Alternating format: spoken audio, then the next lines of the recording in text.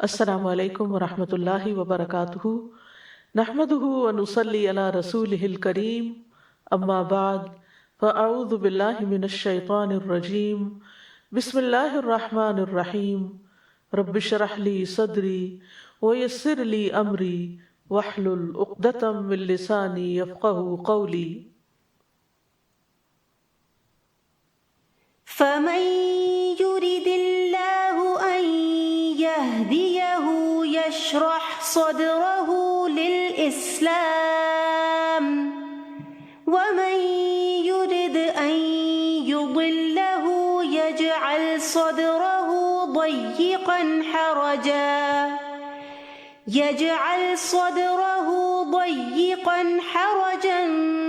كأنما يصعد في السماء كذلك يجعل الله الرجس على الذين لا يؤمنون۔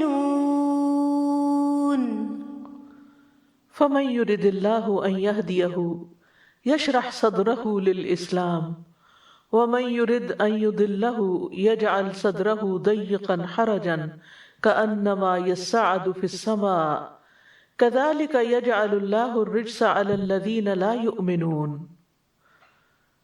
تو وہ شخص جسے اللہ چاہتا ہے کہ ہدایت دے اسے اس کا سینہ اسلام کے لیے کھول دیتا ہے، اور جسے چاہتا ہے کہ اسے گمراہ کر دے اس کا سینہ تنگ نہایت گھٹا ہوا کر دیتا ہے، گویا کہ وہ مشکل سے آسمان میں چڑھ رہا ہے۔ اسی طرح اللہ ان لوگوں پر گندگی ڈال دیتا ہے جو ایمان نہیں لاتے۔ اللہ سبحانہ تعالیٰ ہی اس کائنات کا خالق ہے، اسی نے ہر چیز کو بنایا اور اسے ہدایت بخشی، یعنی اس کے وجود کا مقصد بھی اس کو الہام کر دیا کہ وہ چیز کس مقصد کے لیے بنائی جا رہی ہے اور اس کو کیا کرنا ہے۔ موسیٰ علیہ السلام نے فرعون کے دربار میں فرعون کے سوال کے جواب میں رب کا تعارف کرواتے ہوئے کہا، جب اس نے کہا کہ فمن ربکما یا موسیٰ، تم دونوں کا رب کون ہے اے موسیٰ؟ قال ربنا الذی اعطى كل شیء خلقہ ثم ہدی، کہا ہمارا رب وہ ہے جس نے ہر چیز کو پیدا کیا پھر اس کو راہ دکھائی، یعنی ہر چیز کی ساخت بنائی اور پھر اس کو راہ بتائی۔ تو جس رب نے ساری مخلوق کو ہدایت بخشی ہے وہی رب انسانوں کو بھی ہدایت دینے والا ہے۔ اللہ سبحانہ تعالیٰ فرماتے ہیں ان علینا للہدی، اور بے شک ہدایت دینا ہمارے ذمہ ہے، اور یہ کہ ان ھدی اللہ ھو الھدی، بے شک اللہ کی ہدایت وہی اصل ہدایت ہے۔ تو وہی ہدایت دیتا ہے جسے وہ چاہتا ہے، اور والذین اہتدوا زادہم ایمانا، اور وہ لوگ جو ہدایت پا جائیں ان کے ایمان میں اضافہ کر دیتا ہے۔ تو اس سے اللہ تو ہدایت دیتا ہے، لیکن کوئی قبول کر لے تو اللہ سبحانہ تعالیٰ اس کی ہدایت میں مزید اضافہ فرماتا ہے۔ تو انسانوں کو بھی ہدایت دینے والا وہی ہے، اور جب وہ کسی کے ساتھ ہدایت کا ارادہ کرتا ہے تو اس کا سینہ اسلام کے لیے کھول دیتا ہے، وہ شخص خیر سے محبت کرتا ہے، قبول حق اس کے لیے آسان ہو جاتا ہے، وہ اس پر خوش ہوتا ہے، اس پر مطمئن ہوتا ہے۔ وہ ہدایت قبول کرنے کے لیے کوئی شرائط نہیں رکھتا، وہ ہدایت کی تلاش میں ہوتا ہے، تو جب ہدایت سامنے آ جاتی ہے تو اس کو قبول کر لیتا ہے، اور جس کو وہ بھٹکا دے اس کا سینہ تنگ اور گھٹا ہوا ہو جاتا ہے۔ لیکن اللہ سبحانہ تعالیٰ زبردستی کسی کو نہیں بھٹکاتا۔ جو شخص ہدایت حاصل نہ کرنا چاہے، بظاہر جسمانی طور پر وہ صحت مند ہو لیکن پھر بھی اس کا دل تنگ ہو، ہدایت کی باتیں اسے مشکل معلوم ہوتی ہوں، تو ایسے شخص کو پھر اللہ ہدایت نہیں دیتا۔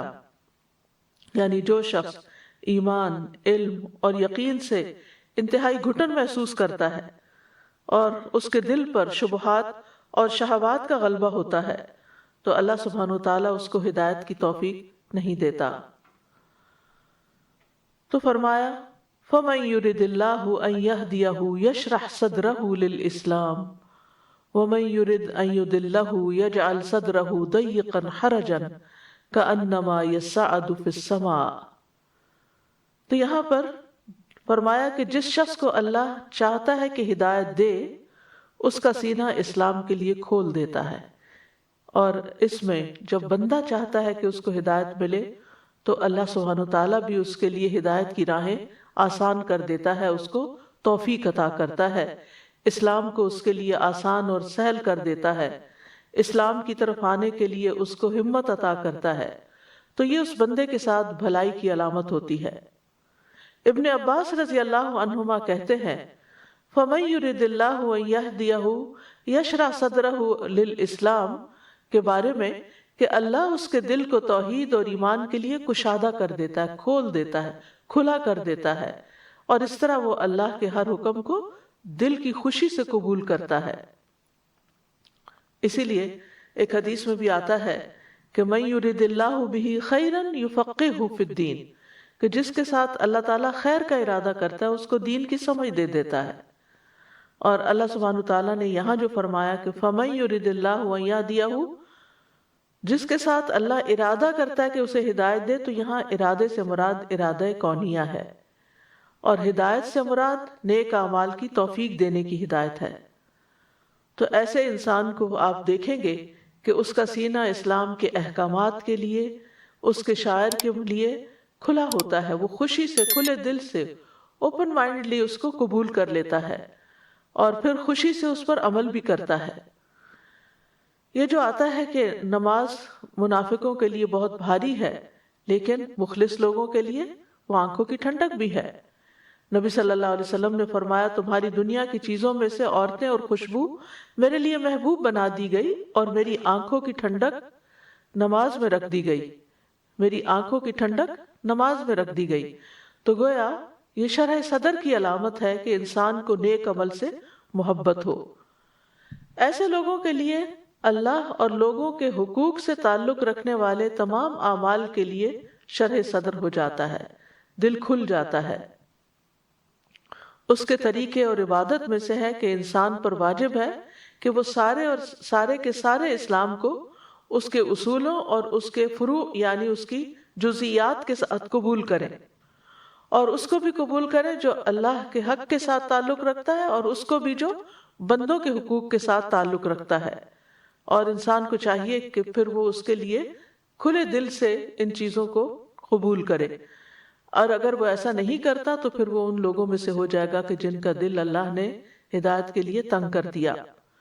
تو خوش نصیب ہے وہ جس کا سینہ اللہ کھول دے، اور یہ اللہ ہی کے ہاتھ میں ہے، وہی دلوں کو کھولتا ہے، اور خوش نصیبی اس کی مخلوقات میں سے ایک مخلوق بھی ہے، تو اس اپنی مخلوق میں سے اس خوش نصیبی کو جس آدمی کے دل میں چاہتا ہے رکھ دیتا ہے، لہذا وہ دین کی بات سننے پر خوش ہوتا ہے، مسکراتا ہے، گویا وہ اس کے اپنے دل کی بات ہو۔ لیکن جس سے یہ سعادت چھن جائے اس کو اسلام کا ایک ایک حکم، لوگوں کا حق، اللہ کا حق بہت بھاری اور بوجھل لگتا ہے۔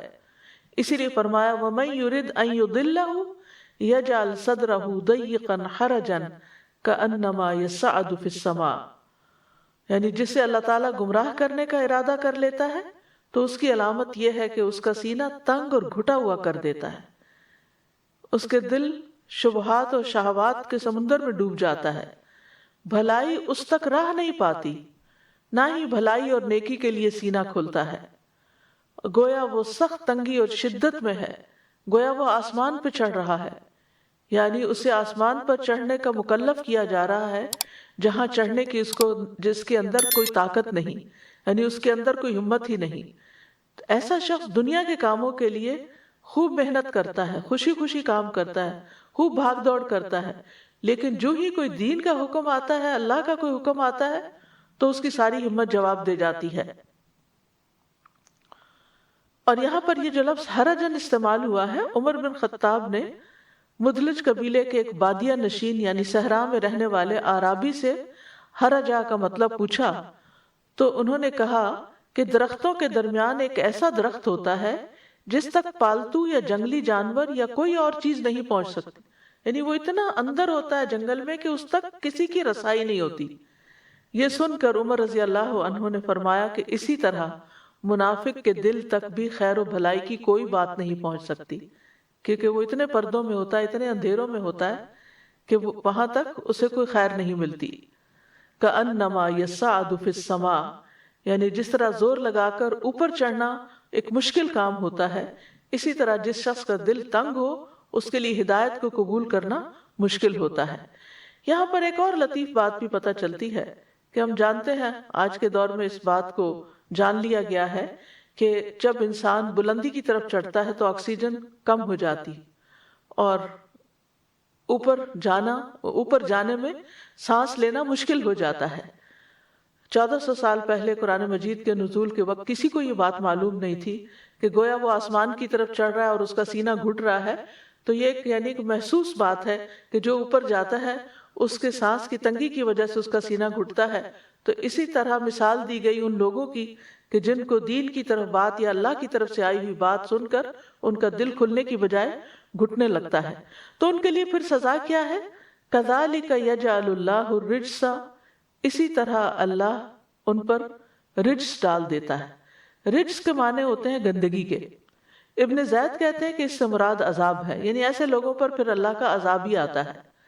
ابن عباس کہتے ہیں رجس سے مراد شیطان ہے، یعنی اللہ ان پر شیطان کو مسلط کر دیتا ہے، جیسا کہ ایک آیت میں بھی آتا ہے وَمَن يَعْشُ عَن ذِكْرِ الرَّحْمَنِ نُقَيِّضْ لَهُ شَيْطَانًا فَهُوَ لَهُ قَرِينٌ، کہ جو رحمان کے ذکر سے تغافل برتتا ہے ہم اس پر ایک شیطان مسلط کر دیتے ہیں جو اس کا دوست بن جاتا ہے، اور پھر جس کو شیطان کی دوستی میسر آ جائے اس کے لیے خیر کی راہوں پہ چلنا تو بہت ہی مشکل کام ہو جاتا ہے۔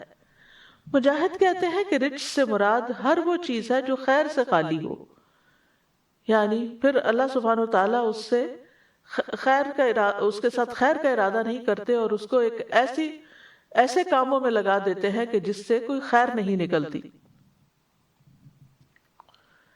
اسلام اور ایمان کے لیے سینہ کھلنے کی ہمارے دین میں بہت اہمیت ہے، کیونکہ سینے کے اندر دل ہوتا ہے اور دل ہی مرکز ہے ہدایت کو قبول کرنے کا، اور اگر سینہ بھچا ہوا ہو تو دل بھی گھٹا ہوا ہوتا ہے اور خیر کی بات اس کے اندر سرایت نہیں کرتی۔ اللہ سبحانہ وتعالیٰ نے اپنے نبی کے سینے کو کھول دیا ہدایت کو قبول کرنے کے لیے اور وحی الہی کو قبول کرنے کے لیے۔ فرمایا الم نشرح لک صدرک، الم نشرح لک صدرک، کیا ہم نے آپ کے لیے آپ کا سینہ کھول نہیں دیا؟ یقیناً کھول دیا، اور جس کا سینہ کھل جائے اسے رب کی طرف سے ایک نور عطا ہوتا ہے، ہدایت عطا ہوتی ہے۔ سورۃ الزمر میں اللہ تعالیٰ فرماتے ہیں افمن شرح اللہ صدرہ للاسلام فہو علی نور من ربہ فویل للقاسیۃ قلوبہم من ذکر اللہ اولئک فی ضلال مبین۔ تو کیا وہ شخص جس کا سینہ اللہ نے اسلام کے لیے کھول دیا ہے سو وہ اپنے رب کی طرف سے ایک روشنی پر ہے، کیا وہ کسی سخت دل انسان کی طرح ہو سکتا ہے؟ پس ان کے لیے ہلاکت ہے جن کے دل اللہ کی یاد کی طرف سے سخت ہیں، یعنی کہ اللہ کی یاد، اللہ کا ذکر، اللہ کی عبادت کرنے کو ان کا دل نہیں مانتا۔ یہی لوگ صریح گمراہی میں ہیں۔ تو عموماً یہ ہوتا ہے کہ جس شخص کا سینہ ایمان کے لیے نہ کھلے اس کا سینہ کفر کے لیے کھل جاتا ہے۔ سورۃ النحل میں آتا ہے من کفر باللہ من بعد ایمانہ الا من اکرہ وقلبہ مطمئن بالایمان ولکن من شرح بالکفر صدرا فعلیہم غضب من اللہ ولہم عذاب عظیم۔ جو شخص اللہ کے ساتھ کفر کرے اپنے ایمان کے بعد، یعنی اللہ نے اس کو ایمان دیا، توفیق دی، لیکن پھر اس کے بعد کیا ہوا؟ سوائے اس کے جسے مجبور کیا جائے اور اس کا دل اطمینان ایمان پر مطمئن ہو، تو وہ تو خیر ہے کہ اللہ نے اس کو ایمان دیا ہے اور اس کے بعد اس کا دل بھی ایمان پر مطمئن ہو گیا ہے۔ لیکن اس کے برعکس دوسرا شخص کہ جس کو اللہ نے حق دکھا بھی دیا اور اس نے انکار کر دیا، لیکن جو کفر کے لیے سینہ کھول دے، یعنی ایمان کے لیے اس نے سینہ نہیں کھولا لیکن کفر کے لیے کھول دیا، یعنی کفر کو ویلکم کیا، تو ان لوگوں پر اللہ کا بڑا غضب ہے اور ان کے لیے بہت بڑا عذاب ہے۔ ایسے شخص کو ہدایت کی بات سمجھ نہیں آتی۔ سورۃ الکہف میں آتا ہے ومن اظلم ممن ذکر بآیات ربہ فأعرض عنها ونسی ما قدمت یداہ انا جعلنا علی قلوبہم اکنۃ ان یفقہوہ وفی آذانہم وقرا وَإِن تَدْعُهُمْ إِلَى الْهُدَى فَلَن يَهْتَدُوا إِذًا أَبَدًا۔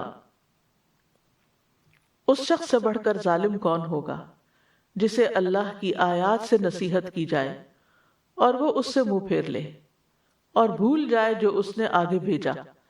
ایسے لوگوں کے دلوں پر ہم نے پردے ڈال دیے ہیں کہ وہ قرآن کو سمجھ ہی نہیں سکتے اور ان کے کانوں میں بھی بوجھ ہے، اور اگر آپ انہیں سیدھے رستے کی طرف بلائیں تو وہ کبھی اس راہ پر نہیں آئیں گے۔ یعنی اس سے بھی کیا پتہ چلتا ہے کہ جس شخص کو اللہ کی آیات کے ساتھ نصیحت کی جائے لیکن وہ اس نصیحت کو قبول نہ کرے، منہ پھیر لے اور اس کو بھلا دے جو اس نے آگے بھیجا، یعنی اپنی بدعمالیوں کو یاد ہی نہ رکھے، تو ایسے لوگوں کے دلوں پر پھر اللہ تعالیٰ پردے ڈال دیتا ہے کہ پھر وہ اس کتاب کو سمجھ ہی نہیں سکتے اور ان کے کانوں میں بھی بوجھ پڑ جاتا ہے، ان کو باتیں کانوں سے ٹکرا کے ایسے ہی گزر جاتی، یا جیسے ہماری زبان میں کہتے ہیں کہ ایک کان سے سنا اور دوسرے سے نکال دیا، کوئی بھی بات سمجھ نہیں آتی، نہ کوئی دل میں رہتی ہے نہ کوئی عمل میں آتی ہے۔ ایسے لوگوں کو اگر سیدھے رستے کی طرف بلایا جائے تو وہ بات نہیں سنتے، وہ آتے ہی نہیں، کیونکہ اب اللہ تعالیٰ نے ان سے ہدایت کی توفیق چھین لی ہے۔ یاد رکھیے ایمان کے اعتبار سے دل کی 4 قسمیں ہیں۔ حذیفہ رضی اللہ عنہ سے روایت ہے، وہ کہتے ہیں کہ دلوں کی 4 اقسام ہیں۔ ایک غلاف میں لپٹا ہوا دل، بس یہ کافر کا دل ہے، یعنی جس کے اندر کچھ جاتا ہی نہیں، ختم اللہ علی قلوبہم۔ دوسرا ہے ٹیڑھا دل، یہ منافق کا دل ہے، یعنی گویا کہ اس میں ہدایت کی کچھ بات آئی لیکن اس نے کنٹین نہ کی۔ تیسرا ہے ملاوٹ کے بغیر دل، گویا کہ اس میں چراغ چمک رہا ہے، پس یہ مومن کا دل ہے۔ اور ایک دل وہ ہوتا ہے جس میں ایمان بھی ہوتا ہے اور نفاق بھی ہوتا ہے۔ تو مومن کے دل میں نفاق نہیں ہوتا، چمکتا چراغ ہوتا ہے جس کی روشنی میں وہ حق کو پہچانتا ہے اور حق پر عمل کرتا ہے۔ تو ایمان کی مثال یوں ہے جیسے کوئی درخت ہو جس کو پاکیزہ پانی مدد دیتا ہو، اور نفاق کی مثال ایسے ہے جیسے کوئی پھوڑا پھنسی ہو جس کو پیپ اور خون مدد دیتا ہو۔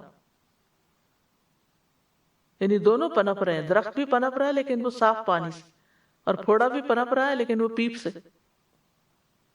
بس ان دونوں میں سے جو بھی دل پر غالب آ جائے گا وہی حالت غالب آ جائے گی۔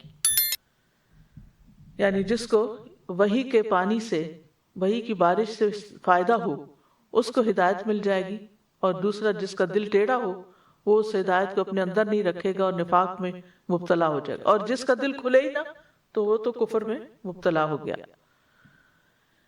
ایمان اللہ سبحانہ وتعالیٰ کے صرف پسندیدہ بندوں کو نصیب ہوتا ہے۔ صحیح الترغیب و ترہیب میں آتا ہے، عبداللہ بن مسعود روایت کرتے ہیں کہ رسول اللہ صلی اللہ علیہ وسلم نے فرمایا، یقیناً اللہ مال اسے بھی دیتا ہے جس سے محبت کرتا ہے، اور اسے بھی دیتا ہے جس سے محبت نہیں کرتا، لیکن ایمان صرف اسے دیتا ہے جس سے وہ محبت کرتا ہے۔ پس جب اللہ کسی بندے سے محبت کرتا ہے تو اسے ایمان عطا کر دیتا ہے۔ تو یہ اللہ تعالیٰ کی محبت کی علامت ہوتی ہے کہ جس کو ہدایت دینا چاہتا ہے وہ اس کے لیے آسان کر دیتا ہے، اس کا دل کھول دیتا ہے اور اس کو نصیب ہو جاتا ہے۔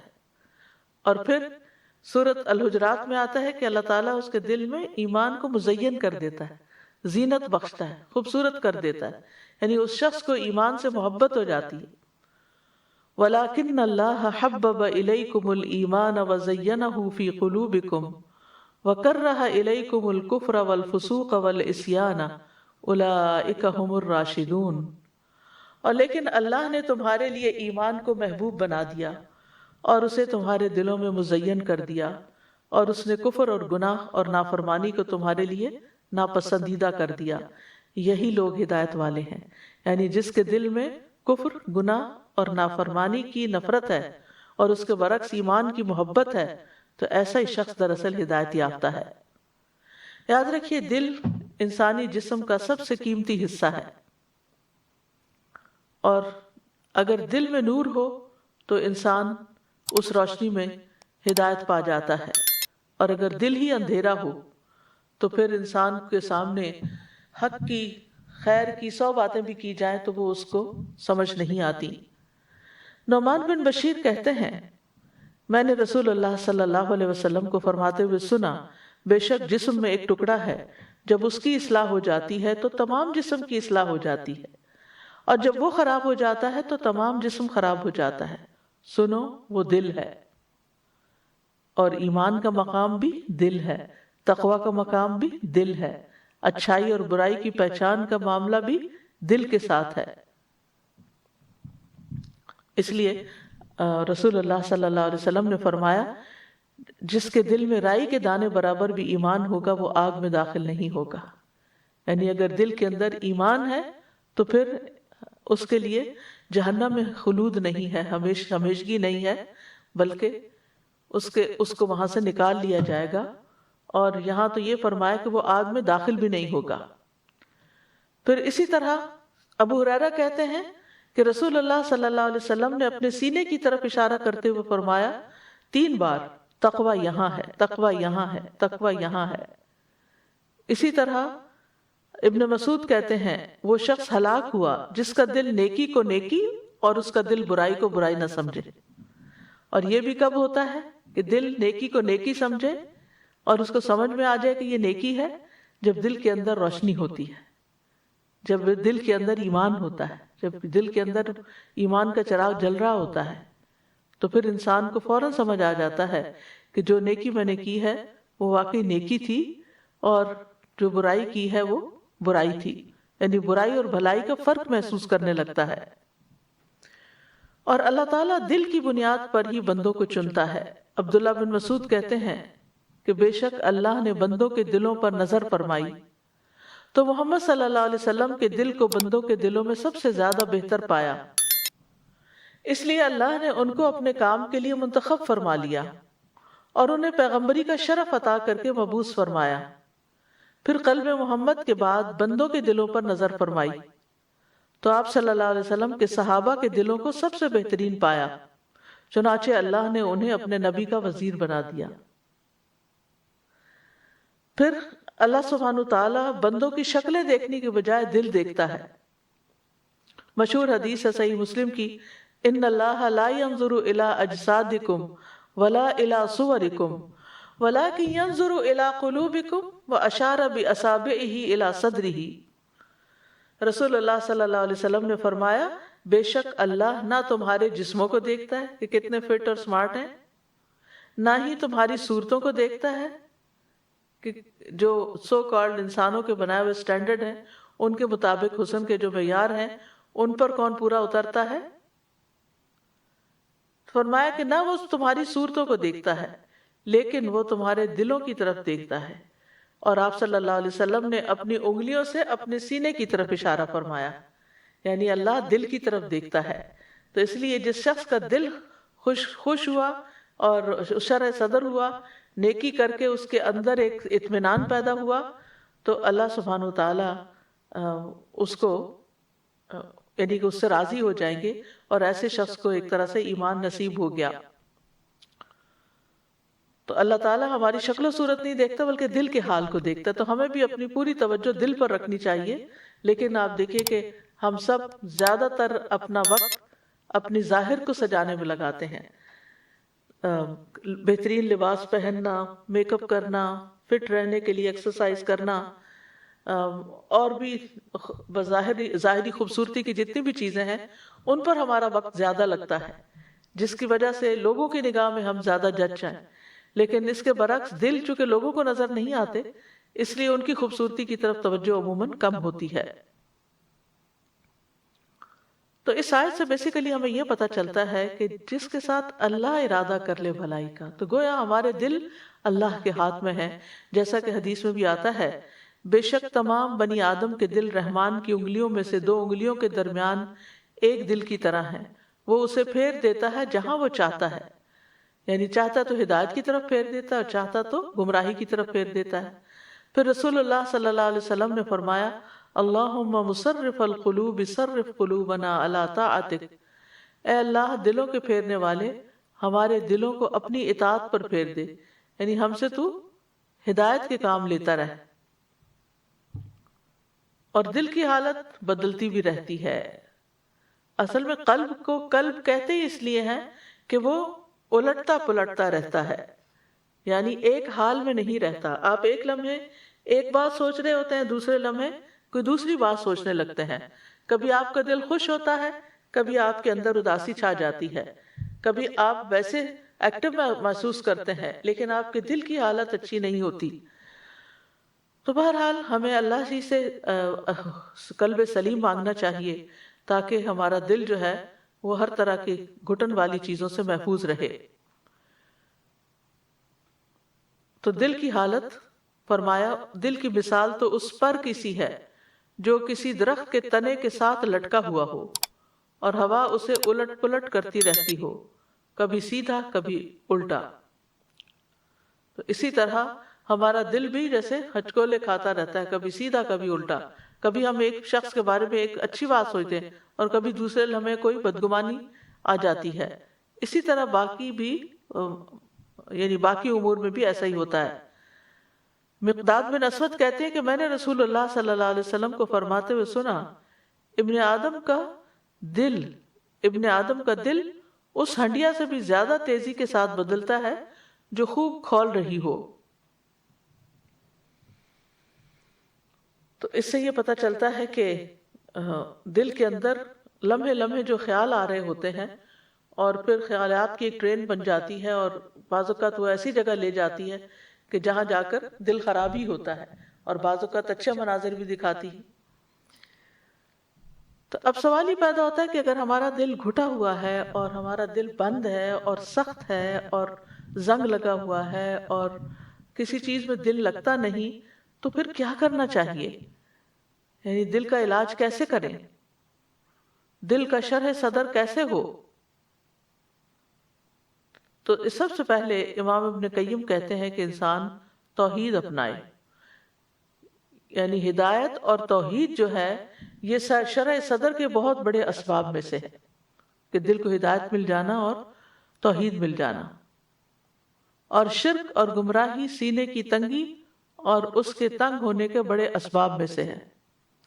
یہ ابن القیم کی کتاب ہے زاد المعاد، اس میں سے یہ آئندہ کافی چیزیں لی گئی ہیں، تو آپ لوگ خود بھی وہاں سے مطالعہ کر سکتے ہیں، زاد المعاد۔ تو بہرحال ہدایت جو ہے وہ شرح صدر کا باعث ہے اور کفر دل کی تنگی کا باعث ہے۔ پھر ایمان کے نور سے سینے کا نکلنا، یہ اور ان اسباب میں سے ایک سبب وہ نور ہے جو اللہ بندے کے دل میں ڈالتا ہے، اور وہ ایمان کا نور ہے، کیونکہ ایمان کا سینے کو کھول دینا ہے، اس کو وسیع کرنا ہے اور دل کو راحت پہنچانا ہے۔ یعنی ایمان جو ہے وہ دل کے اندر نور پیدا کر دیتا ہے، اس کو کھول دیتا ہے اور راحت پہنچاتا ہے۔ تو پہلی چیز تھی توحید، اور اسی کے اندر پھر توحید میں ایمان آ جاتا ہے، توحید میں ایمان آ جاتا ہے، اور پھر اس ایمان کی وجہ سے انسان کا دل جو ہے وہ روشن ہو جاتا ہے، اور اگر یہ نکل جاتا ہے تو پھر بندے کے دل سے جب یہ نور کھو جاتا ہے اور اس کا سینہ تنگ پڑ جاتا ہے اور دل رکنے لگتا ہے، تو پھر ایک قید خانہ سا بن جاتا ہے اور دل کے اندر ایک گھٹن سی محسوس ہوتی ہے۔ ایمان سے ہی دل کو ہدایت ملتی ہے۔ فرمایا وَمَن يُؤْمِن بِاللَّهِ يَهْدِ قَلْبَهُ، جو شخص اللہ پر ایمان لے آئے تو اللہ اس کے دل کو ہدایت بخشتا ہے۔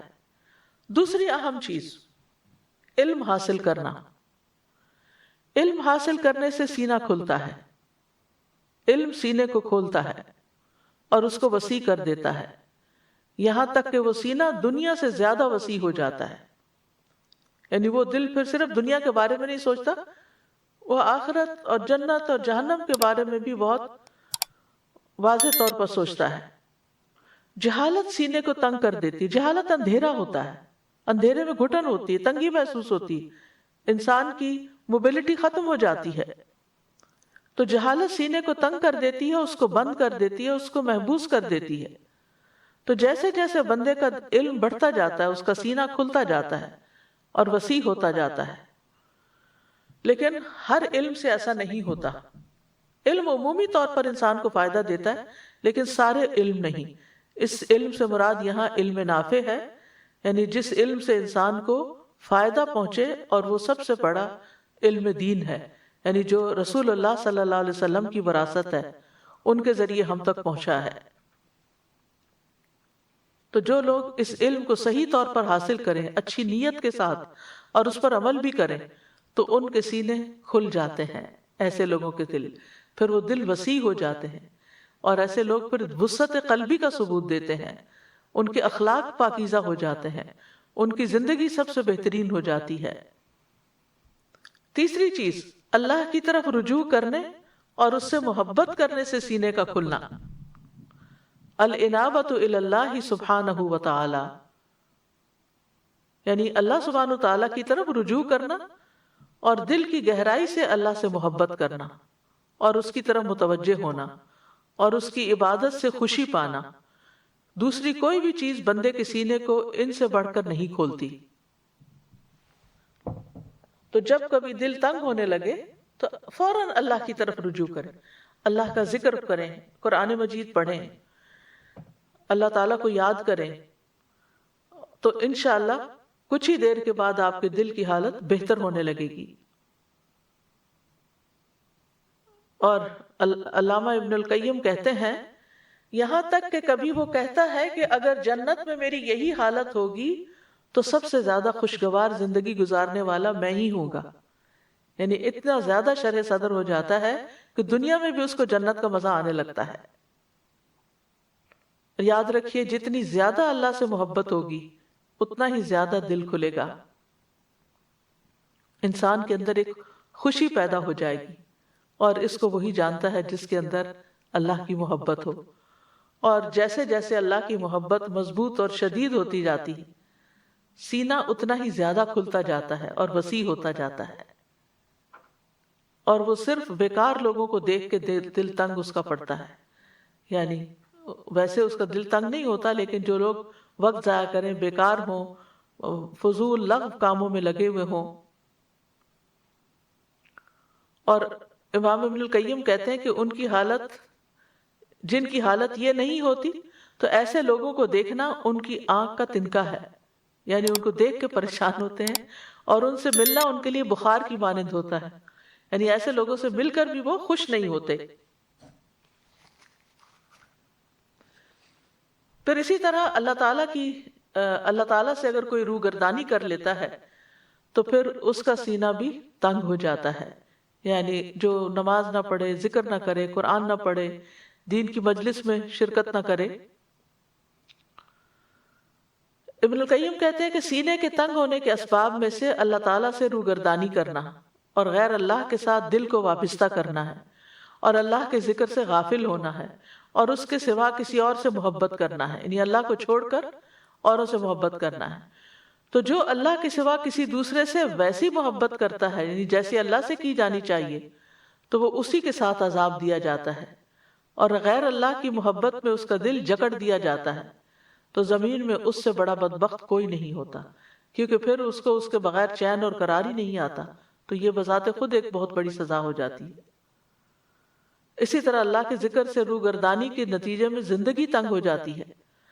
فرمایا سورۃ طٰہٰ میں، وَمَنْ أَعْرَضَ عَنْ ذِكْرِي فَإِنَّ لَهُ مَعِيشَةً ضَنْكًا وَنَحْشُرُهُ يَوْمَ الْقِيَامَةِ أَعْمَىٰ، جس نے میرے ذکر سے منہ پھیرا تو بے شک اس کے لیے دنیا کی زندگی تنگ ہے، اور اسے ہم قیامت کے دن اندھا کر کے اٹھائیں گے. قَالَ رَبِّ لِمَ حَشَرْتَنِي أَعْمَىٰ وَقَدْ كُنْتُ بَصِيرًا، وہ کہے گا، اے میرے رب، تو نے مجھے اندھا کر کے کیوں اٹھایا، حالانکہ میں تو دیکھنے والا تھا. وہ فرمائے گا، اسی طرح تیری طرف میری آیات آئی تھی، ہماری آیات آئی تھی تو انہیں بھول گیا تھا، اور اسی طرح آج تو بھلایا جاتا ہے. تو جو اللہ کی کتاب کو بھلا دیتا ہے، اللہ کی بات کو بھلا دیتا ہے، پھر اس کا سینہ تنگ ہو جاتا ہے. پھر اسی طرح چوتھی چیز یہ ہے کہ نبی صلی اللہ علیہ وسلم کی اتباع کی جائے، اس سے بھی سینہ کھلتا ہے. رسول اللہ صلی اللہ علیہ وسلم ہر اس صفت سے متصف تھے، ہر اس صفت کے حامل تھے جس سے اخلاق مکمل ہوتا ہے، اور شرح صدر اور دل کی وسعت اور آنکھوں کی ٹھنڈک اور روح کی زندگی حاصل ہوتی ہے۔ پس آپ شرح صدر اور زندگی میں اور آنکھوں کی ٹھنڈک میں سب سے زیادہ کامل تھے، اور اس کے ساتھ ساتھ آپ کا سینہ ظاہری طور پر بھی وسیع تھا، کشادہ سینے والے تھے،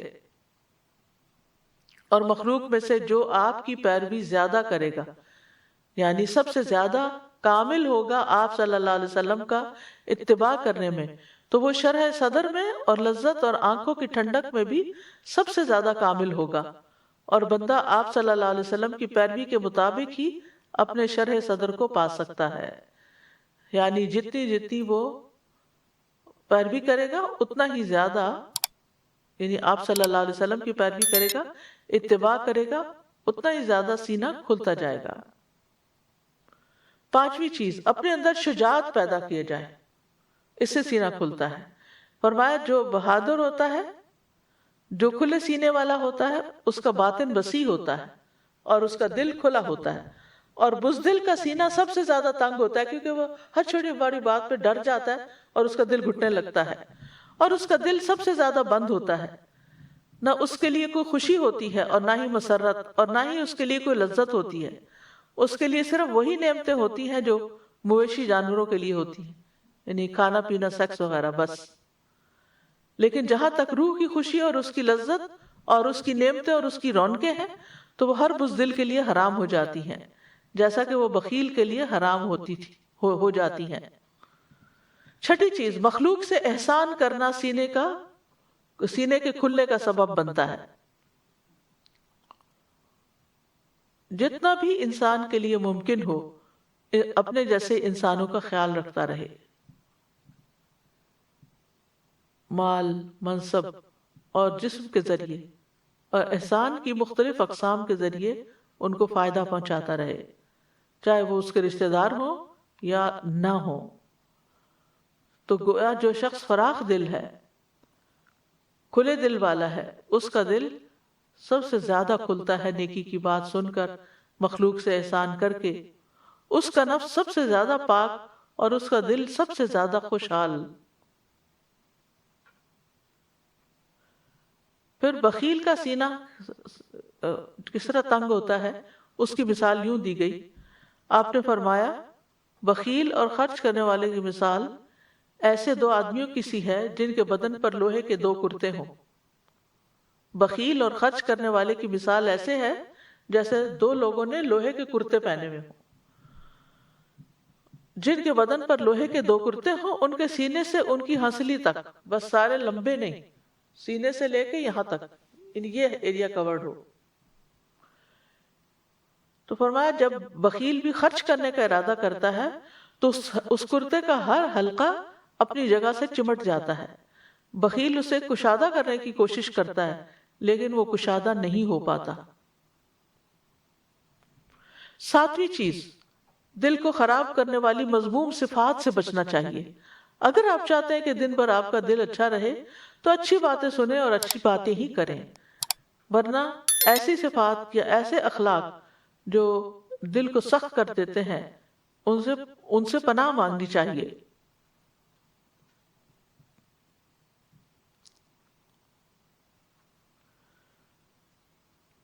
پھر اسی طرح آپ دیکھیں کہ قرآن مجید میں آتا ہے ان الابرار لفی نعیم، بے شک نیک لوگ بڑی جنتوں میں ہوں، بڑی نعمتوں میں ہوں گے۔ سورۃ انفطار میں آتا ہے ان الفجار لفی جہیم، اور بے شک نافرمان لوگ یقیناً بھڑکتی ہوئی آگ میں ہوں گے۔ حسد، بغض، تکبر جیسی مذموم صفات انسان کو خود اپنے اندر سے ہی جلا ڈالتی ہیں۔ ابن عربی کہتے ہیں کہ جو دل بغض کرنے والا، حسد کرنے والا، خود پسند اور متکبر ہو وہ سلامتی والا دل ہو ہی نہیں سکتا، وہ سلامتی والا دل ہو ہی نہیں سکتا۔ یعنی یہ چیزیں بھی انسان کے اندر جلن اور کڑن پیدا کرتی ہیں۔ پھر زبان کی اصلاح سے دل کی اصلاح ہوتی ہے۔ نبی صلی اللہ علیہ وسلم نے فرمایا کسی آدمی کا ایمان درست نہیں ہوتا یہاں تک کہ اس کا دل درست ہو، اور اس کا دل درست نہیں ہو سکتا یہاں تک کہ اس کی زبان درست ہو جائے۔ بعض علماء کہتے ہیں کہ دل کی اصلاح 5 چیزوں کے ساتھ ہے. نمبر 1 غور و فکر کے ساتھ قرآن میں. نمبر 2 پیٹ کو خالی رکھنا. نمبر 3 رات کا قیام کرنا اور سحری کے وقت اللہ کے آگے گر گڑانا.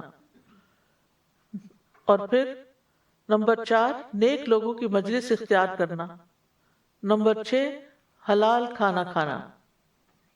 یہ چیزیں جو ہیں یہ انسان کے اندر وسعت قلب پیدا کر دیتی ہیں.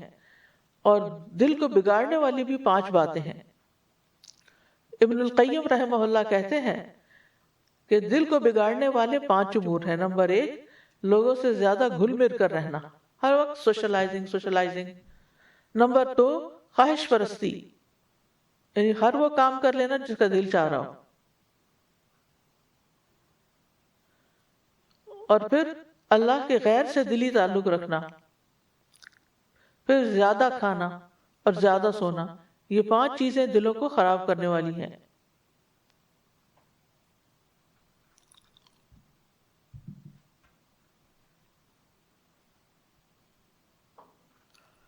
اب یہ ہے کہ جب شرح صدر ہو جاتا ہے تو اس کے فائدے کیا ہوتے ہیں؟ اس کا فائدہ یہ ہے کہ دل اور اعضاء سلامت رہتے ہیں. انسان برے ارادوں اور برے گمانوں سے پاک ہو تو زبان کی اصلاح بھی ہوتی ہے، اور زبان کی اصلاح جب ہو جاتی ہے تو پھر اس کے باقی اعمال بھی درست ہوتے ہیں. پھر نیکی اور اطاعت کے کاموں میں راحت ملنا، یعنی انسان کا دل نیکی کے کاموں میں خوش ہوتا ہے. کم عمل اور زیادہ اجر ملنا، یعنی جب نیت اور ارادے کے ساتھ عمل کریں گے، دل سلامت ہوں گے تو اجر بھی اتنا ہی زیادہ بڑھتا چلا جائے گا. خیر اور شر کی پہچان ملنا. ابن تیمیہ کہتے ہیں کہ پس سلامتی والا قابل تعریف دل وہ ہوتا ہے جو خیر کا ارادہ کرے اور شر کا ارادہ نہ کرے.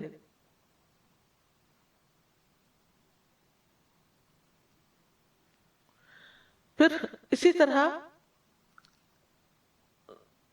دعوت دین کے لیے بھی شرح صدر کی ضرورت ہوتی ہے. جب ہی موسیٰ علیہ السلام نے یہ دعا پڑھی تھی، رب اشرح لی صدری ویسر لی امری واحلل عقدۃ من لسانی یفقہوا قولی، اس نے کہا اے میرے رب میرے لیے میرا سینہ کھول دے اور میرے لیے میرا کام آسان کر دے اور میری زبان کی کچھ گرہ کھول دے تاکہ وہ میری بات کو سمجھ جائیں. تو پھر یہاں بتائیے کہ سوچئے ذرا کہ یہ کیا چیز ہے جس کا ذکر یہاں کیا جا رہا ہے کہ میرا سینہ کھول دے. کس چیز سے بند کیا جاتا ہے اور کہاں سے بند کیا جاتا ہے؟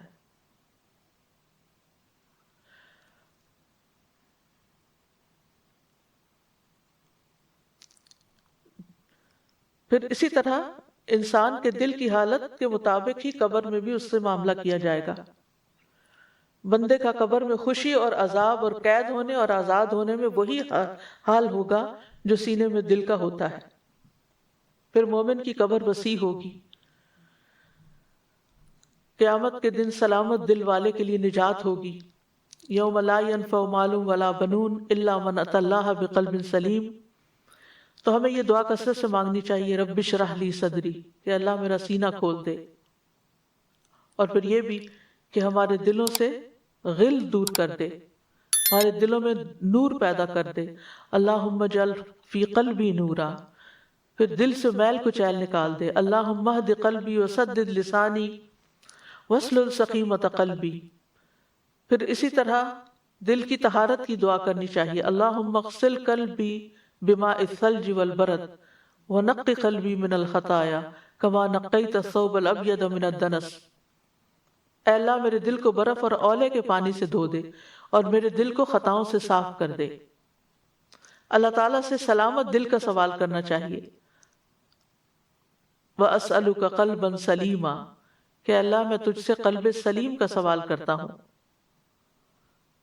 اور کرنے کے کام کیا ہیں کہ انسان دعاؤں کے علاوہ اسلام کے دین ہونے پر راضی ہو جائے. رضیت باللہ ربًا وبالاسلام دینا وبمحمد نبیا. پھر اسی طرح آپ صلی اللہ علیہ وسلم نے فرمایا جو اللہ کے رب ہونے، اسلام کے دین ہونے پر اور محمد صلی اللہ علیہ وسلم کے نبی ہونے پر راضی ہو، اس کے لیے جنت واجب ہو گئی۔ پھر اسی طرح اللہ اور رسول جو بھی فیصلہ کریں اس معاملے میں دل میں تنگی نہ پائیں، اللہ اور اس کے رسول کے احکامات کو خوش دلی سے قبول کریں، دل کی خوشی کے ساتھ بجا لائیں، اپنے آپ کو عبادت کے لیے فارغ کریں، عبادت میں خوشی محسوس کریں۔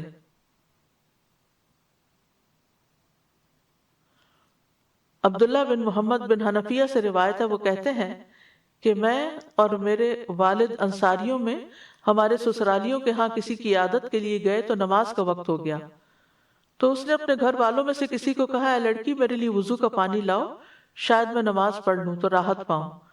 کہتے ہیں تو